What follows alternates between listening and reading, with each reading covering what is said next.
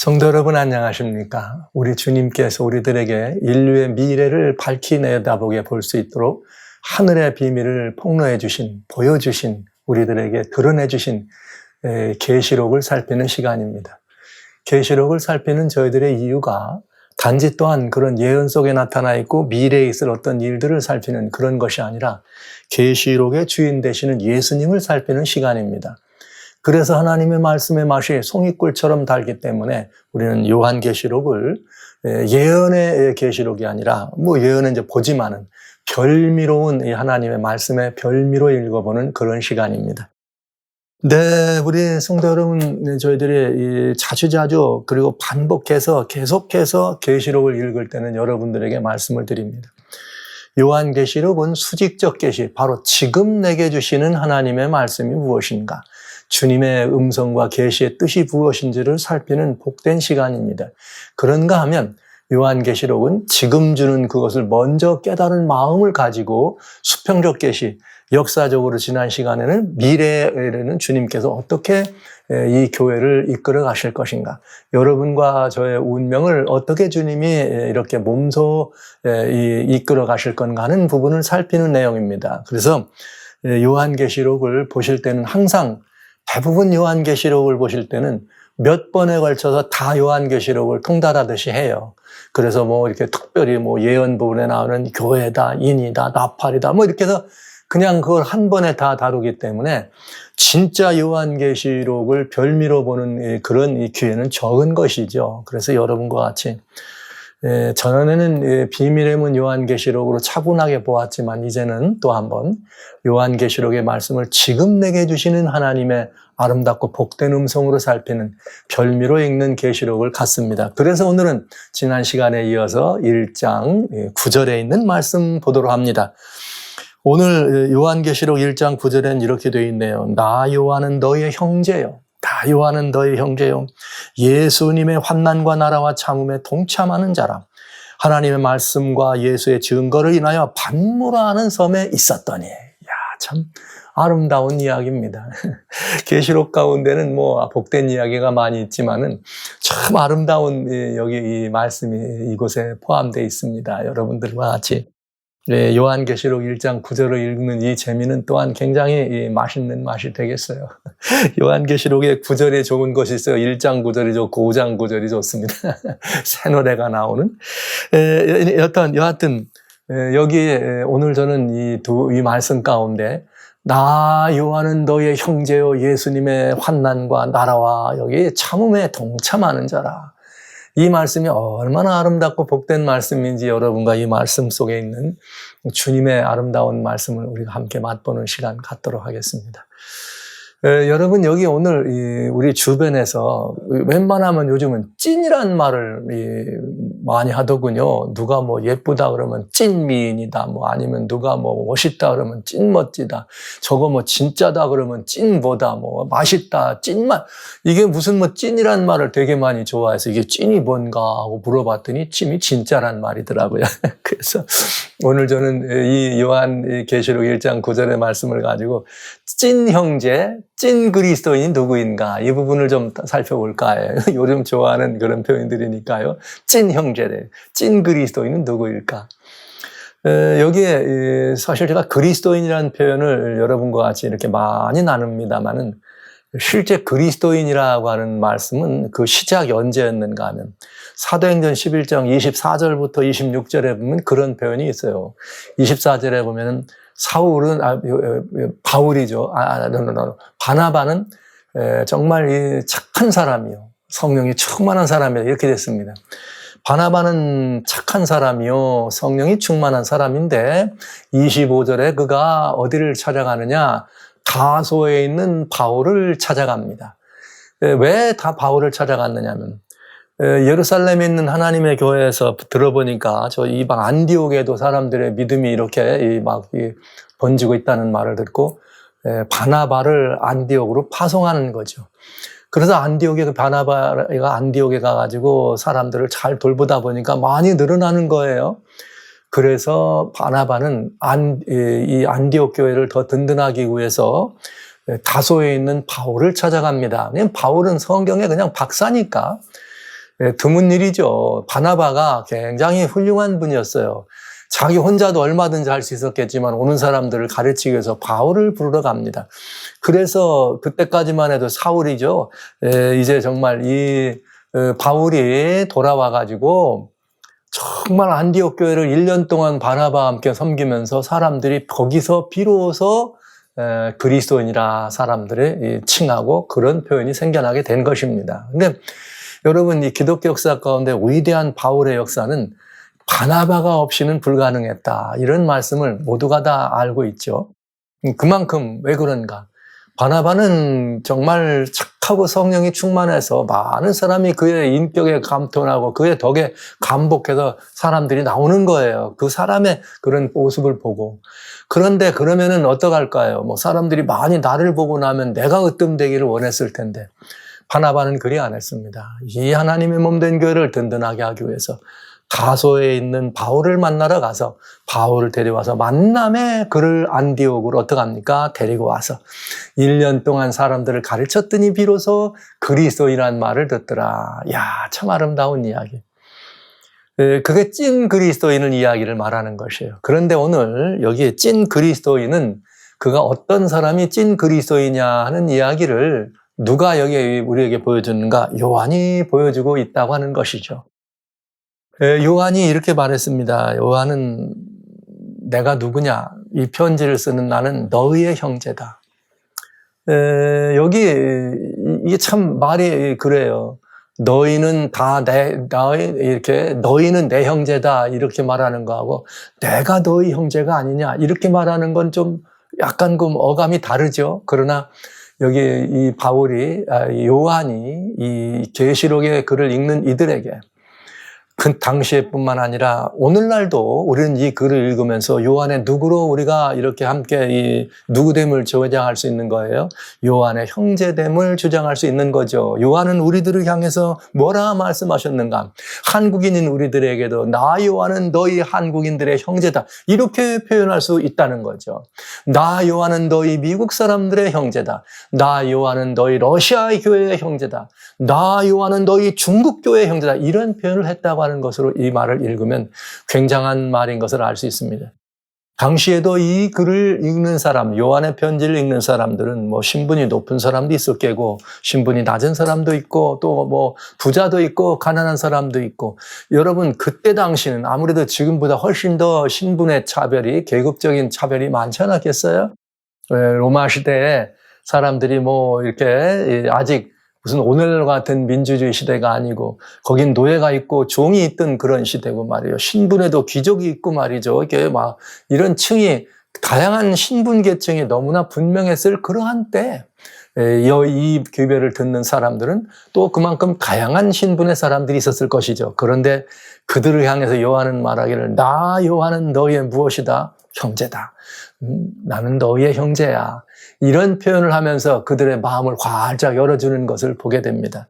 근데 여기서 요한이 내가 너희 형제다 이렇게 말한 데는 단순히 우리들이 사람 좋아서 오늘날 우리 교회에서 말이죠. 형제님, 자매님, 저는 이런 느낌으로 단순히 부른 그 이상이라고 하는 것을 여러분들과 같이 오늘 나누기를 원하는 거예요.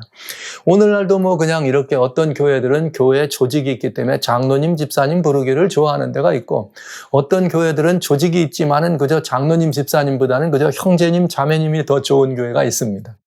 물론 뭐 우리가 어떻게든 정확히 나라 다름이죠. 그러나 형제님, 자매님 사용할 때 그 형제와 자매의 의미가 여기 말한 것처럼 나 요한은 너희 형제라고 하는 이 형제의 의미였기를 바라는 것이죠. 그러나 우리가 떠돌아다니는 이런 많은 유통되는 언어 중에 형제라고 하는 말처럼 우리 마음을 따뜻하게 하는 말도 없잖아요. 근데 요한이 말한 그 형제가 오늘날 우리 교회 현장에서도 바로 요한이 말한 나는 너희의 형제라고 하는 이 형제된 마음이 교회 안에서 다시 한번 리바이벌되고 새롭게 나는 그런 경험들이 있었으면 참 좋겠다 이런 생각을 합니다. 이 형제란 말이 얼마나 우리의 마음을 따뜻하게 하는지. 근데 사실 요한이 그렇게 형제라고 부른 데는 굉장히 중요한 의미가 있습니다. 왜 요한은 이렇게 다 형제란 표현을 그렇게 쓸 수 있었을까요? 여기 대단히 중요한 표현이 여기 들어있는 거예요.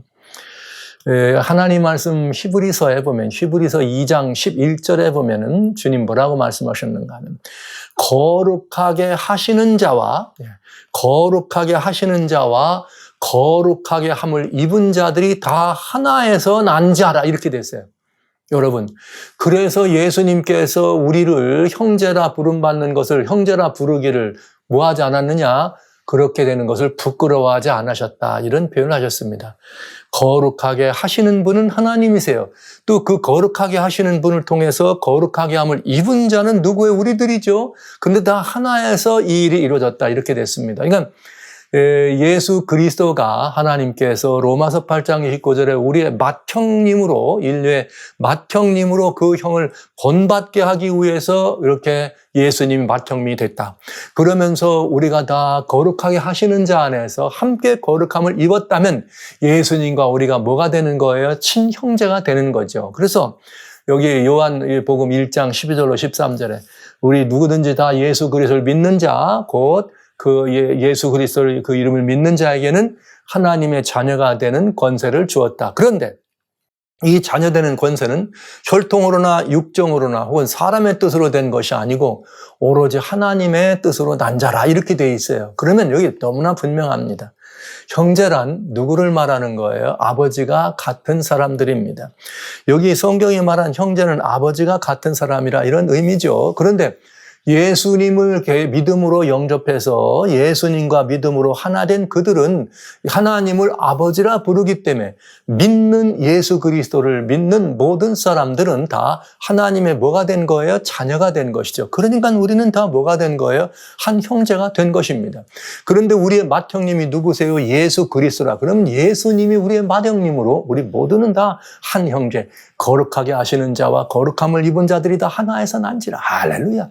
너무나 아름다운 모습을 우리는 보게 되는 거죠. 그래서 우리는 다 하나의 형제가 되는 것입니다. 그런데 여러분, 이 말씀을 읽을 때 우리는 마음에 찔림이 있어야 돼요. 그러면서 뭘 봐야 되는가?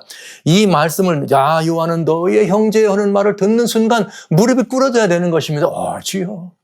지금 내가 내 옆에 있는 저 사랑하는 저 사람들이 홍대가 함께 주님을 경배하고 찬양한다는 저 형제들이 진짜 내 형제요 진짜 내 자매인가? 누구 안에서? 예수님 안에서.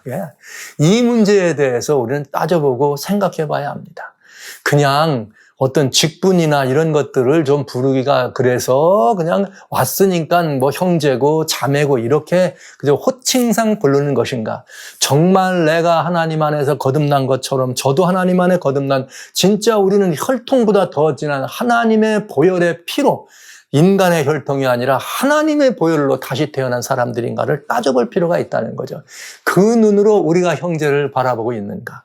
실제 살아가신 성도 여러분, 형제는 누구입니까? 형제는 어떤 사람 형제입니까? 여기 말하기를 예수의 환난과 나라와 참음에 동참한 자라게 동참했다는 말은 partaker, 함께 참여했다는 뜻이거든요. 그러니까 이 말은 무슨 말이냐?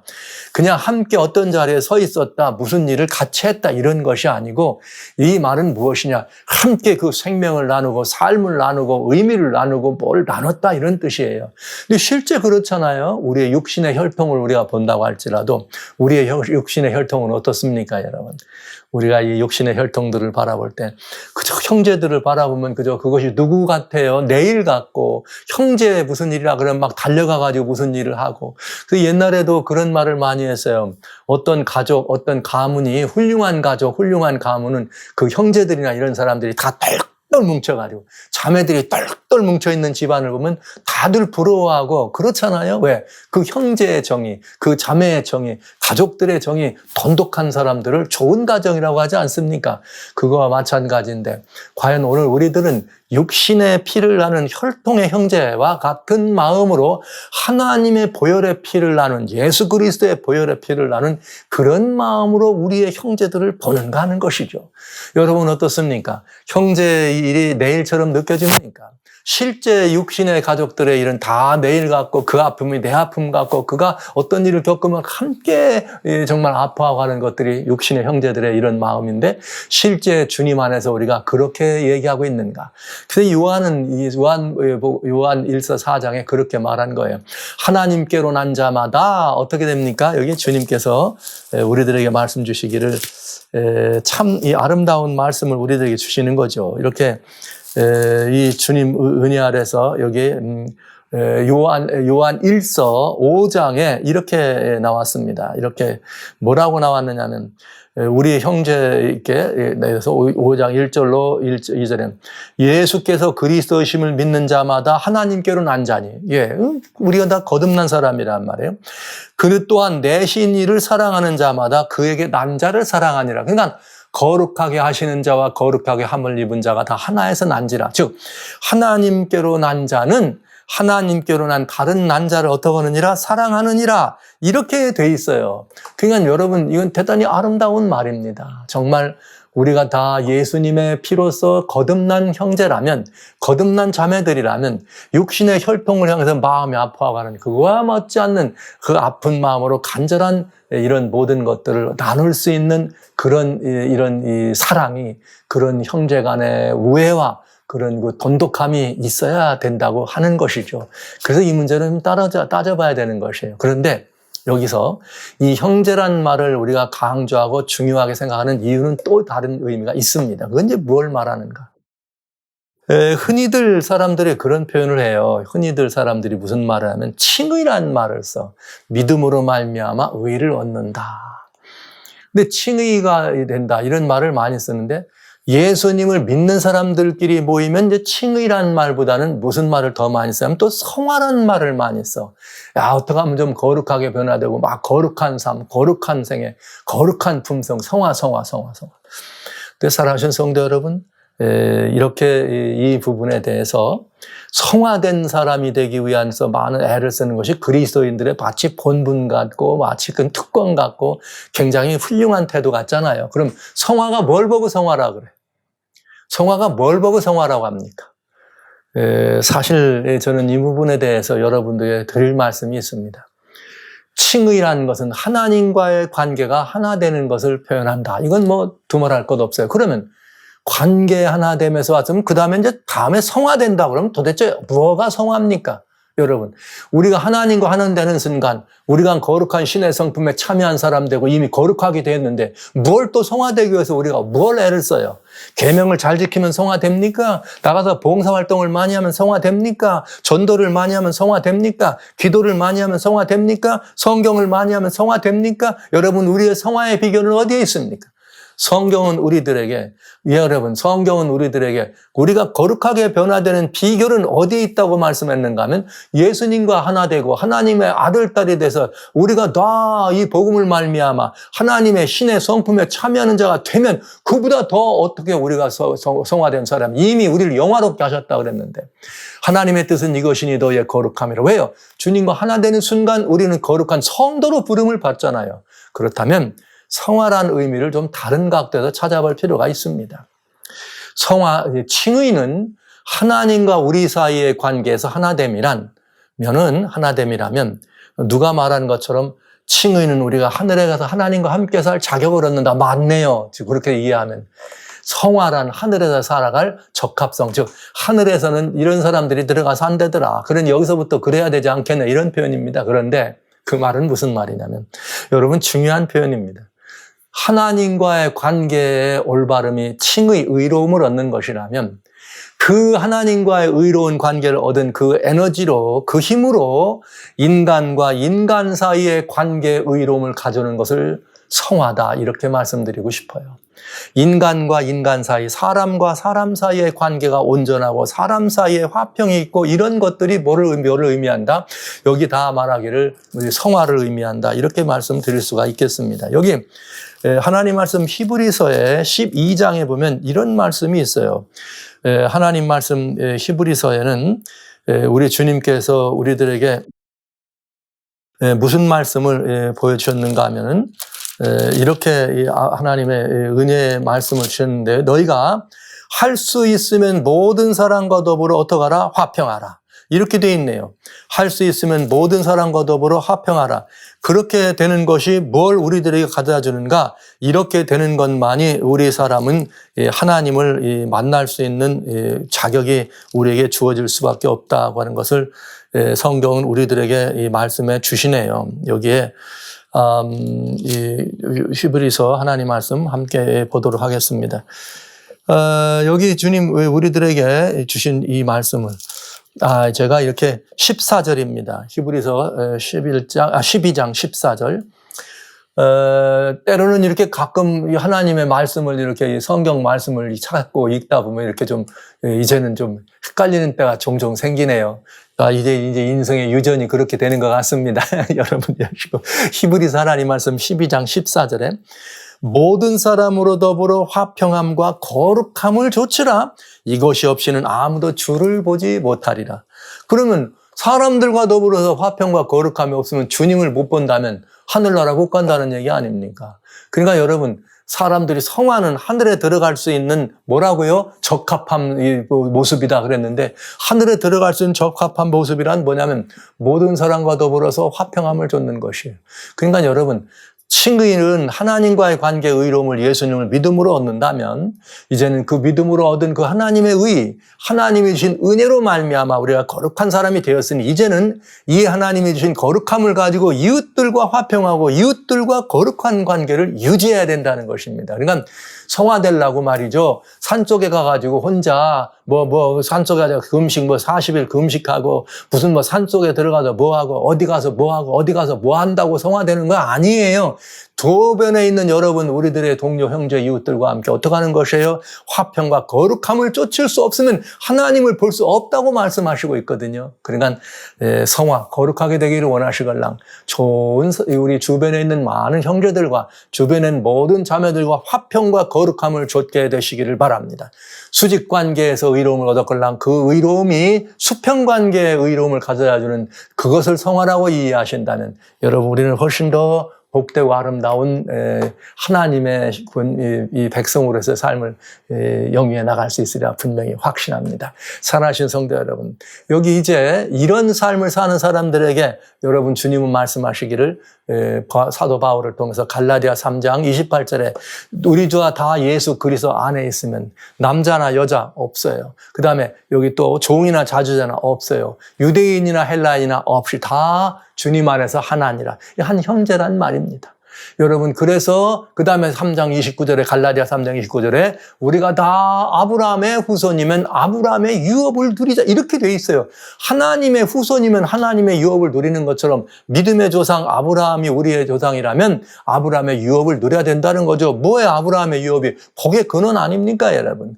그래서 우리는 다 이 하나의 형제라고 하는 이런 표현을 쓸 때는 이제는 우리가 다 예수님 안에서 하나님을 아버지라 부르는 참 찐 형제다. 진짜 찐 형제다. 이런 마음을 가지고 우리는 형제를 부르고 자매를 부르는 것만 아니라 그렇게 한 마음으로 이렇게 그 형제된 우애를 자매와 같은 이런 우애를 누릴 수 있는 화평함과 거룩함을 누릴 수 있는 그런 삶을 살아갈 때 우리는 진정한 성화된 모습을 보여줄 수 있겠습니다. 그래서 이제 교회나 아니면 이웃들 간에 진짜 우리가 형제란 말을 쓰실 때 그 형제를 부를 때는 정말 그런 마음으로 불러야 돼요. 정말 이 아버지 하면 다 형제는 끝이잖아요. 어머니 하면 끝이잖아요. 그것처럼 하나님 아버지 그러면 우리는 다 주님 안에서 모든 일들이 온전함을 입을 수 있기를 간절히 소원합니다.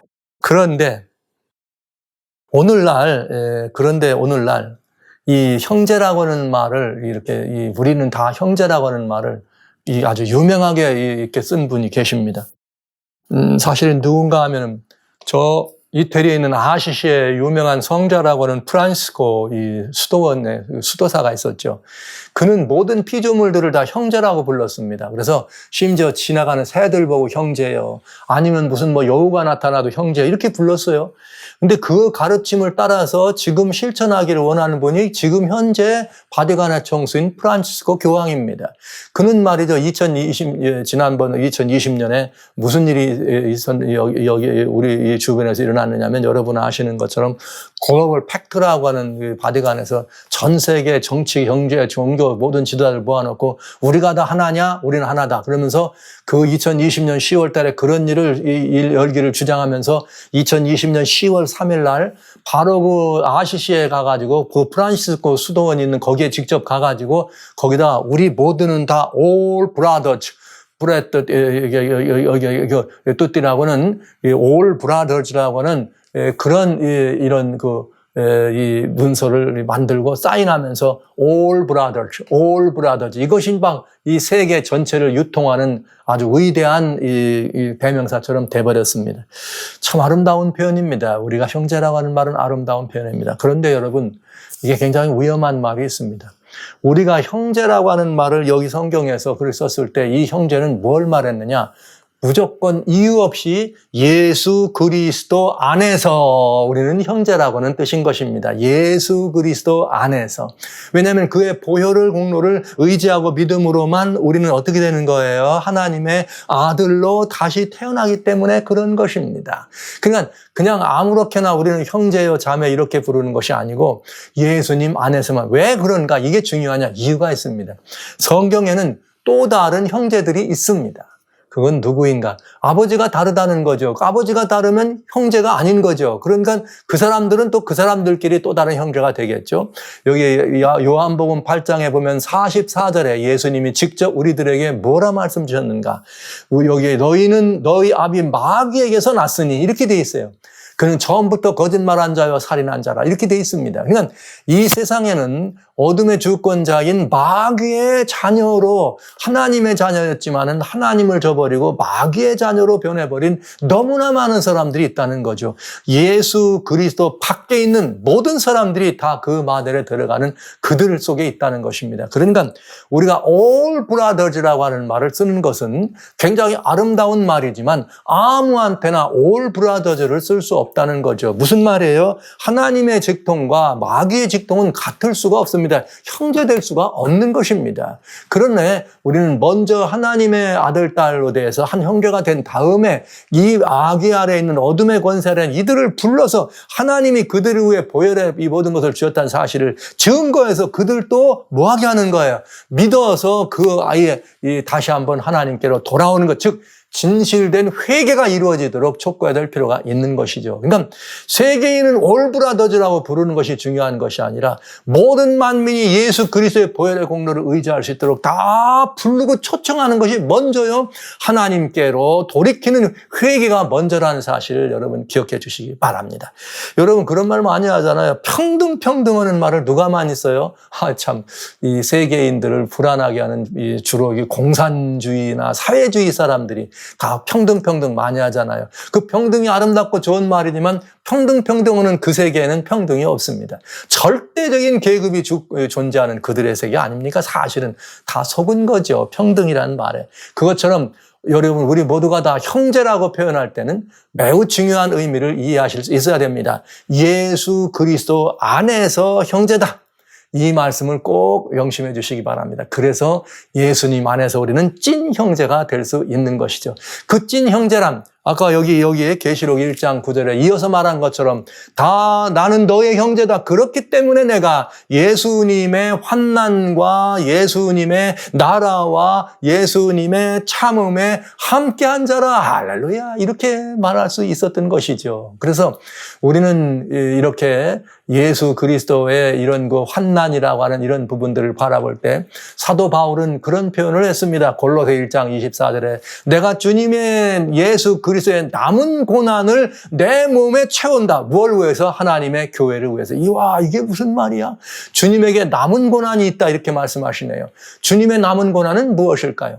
예수님이 십자가에서 돌아가셨습니다. 그런데 예수님이 돌아가시기 직전에 제자들에게 요한복음 16장 33절에 너희가 이 땅에서 환난을 당하나 담대하라. 와우.